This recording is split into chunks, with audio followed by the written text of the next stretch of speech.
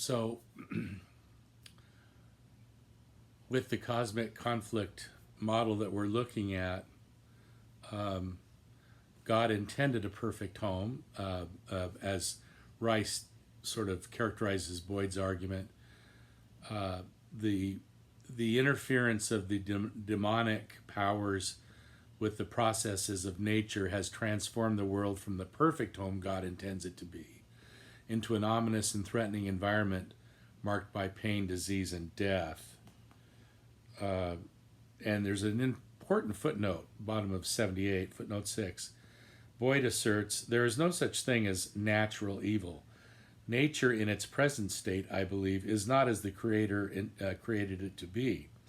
When nature exhibits diabolical features that are not the result of human wills, it is the direct or indirect result of the influence of diabolic forces. I have to admit, at the bottom of that footnote, I wrote, ugh. The problem with this is, okay, so, um, you know, is this why we had dinosaurs? Were they the result of diabolical, mix, messing things up? We know there were plenty of carnivorous dinosaurs. Were they made that way by demonic forces, or were all dinosaurs made by no? We would not want to say that, and neither would Boyd, I think. So, I guess the idea would be creation as God intended would have not had predation or pain and loss, I guess, or even perhaps death. Um, these are difficult positions to sustain. I should mention that, well, in fact, we go on top of 79. If the universe is populated by a host of beings opposed to God and bent on wreaking death and destruction, it's hardly surprising that we suffer. It would be surprising if we didn't suffer. But see, part of the big problem with this model is, again, if all it took to bring destruction and death and sorrow and pain to our world was human disobedience, and then you go well, no, we're going to push it back beyond that and give it a bigger, more cosmic, backdrop with demonic forces, then one could legitimately ask, okay, this must be a real conflict then, because how difficult do we think it would be for God to, if things aren't the way that God intended, if that perfection's been that messed up, how hard would it be for God to, make it perfect again, to stop this conflict, bring an end to this rebellion, so we've got this problem of an ongoing conflict that, and if Boyd were present, maybe I should try to bring, maybe we should try to get him on, FaceTime? Yeah, I might try to get Gregory Boyd. We could talk to him about this sometime this semester. Because you do have a problem of an ongoing conflict that presumably doesn't have to exist. And meanwhile, while it does, all kinds of creatures, including human ones, but not limited to human ones, suffer in all kinds of ways. If this was never God's intention, then can't God put an end to it? Now, it could well be, and I know that Boyd likes the free will defense, so it could well be that God is allowing the free agency of creatures, both mundane and supernatural, to play out, because God refuses to, force the divine hand.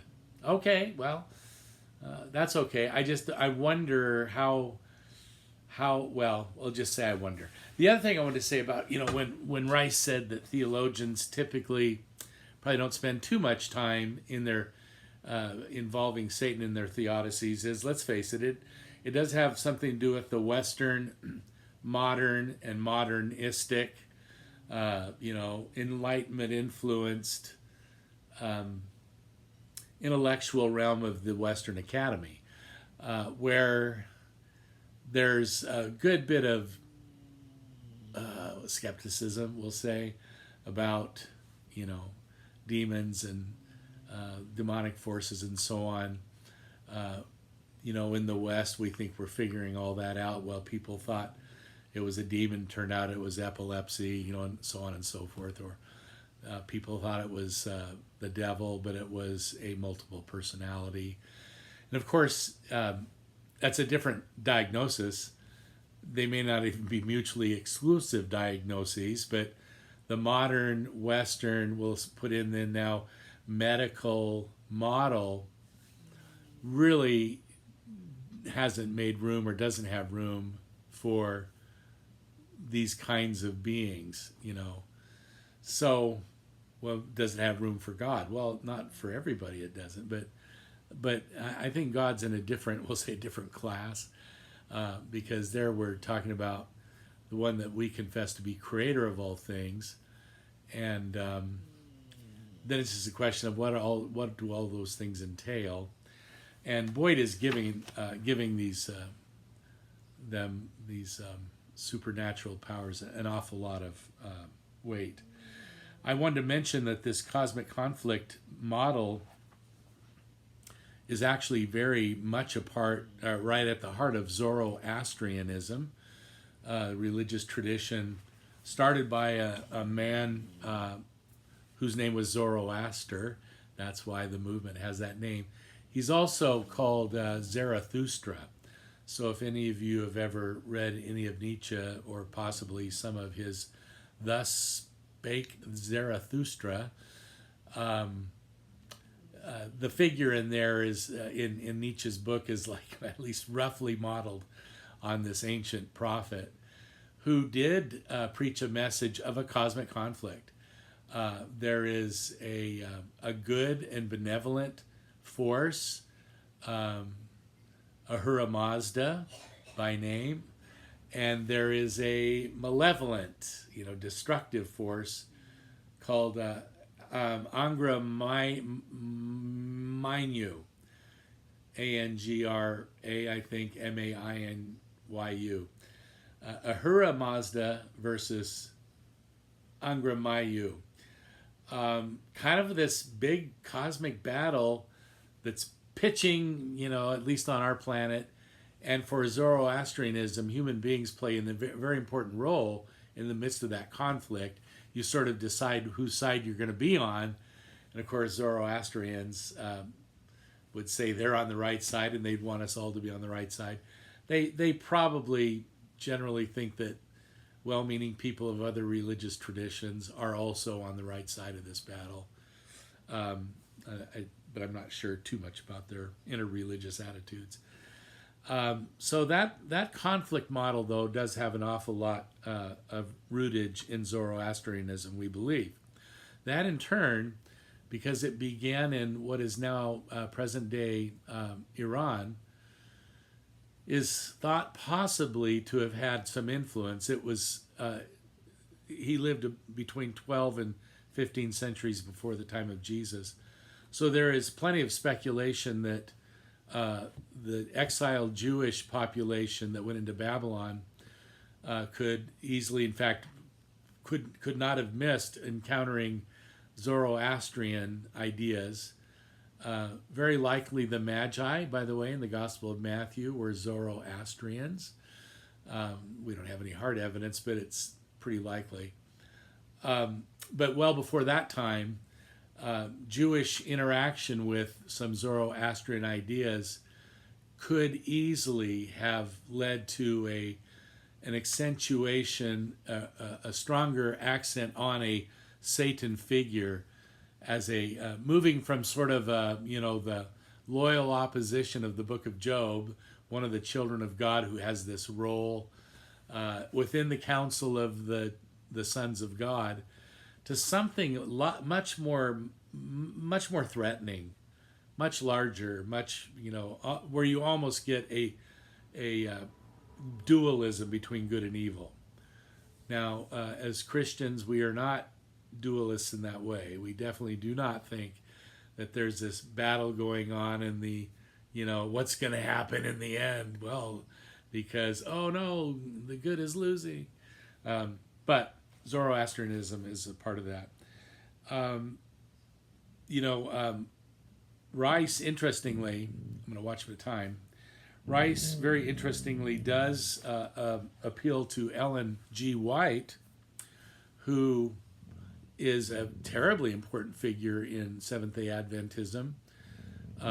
Traditionally, certainly, also considered a prophet in Seventh-day Adventist circles, and still by your more traditional Seventh-day Adventists. I do think that Seventh-day Adventism has morphed a bit over the past 50 to 60 years or more towards something more amenable to, American mainstream evangelicalism. But of course, they still worship on the Sabbath, on Saturdays, the seventh day. Old time SDA thought that if you didn't do that, you're going to hell. That probably isn't the attitude of most SDA folks today. But here's the thing that intrigues me. It might be a fun question to ask Dr. Rice, assuming we're able to get him down in person. Maybe if not, we can do the FaceTime with him too. Is how he views Ellen G. White, because he's a PhD in theology. He went to the University of Chicago, for goodness sakes, one of the premier theological centers in all of history. And not to say that he couldn't also believe that White was a prophet. He would not be among those, I don't think, that would hold her with such veneration and esteem. That doesn't mean he can't appeal to her in this book, of course, because he's just talking about the cosmic conflict model and why it is, and talking about the support that Ellen White gives it. He has some really good critique of that.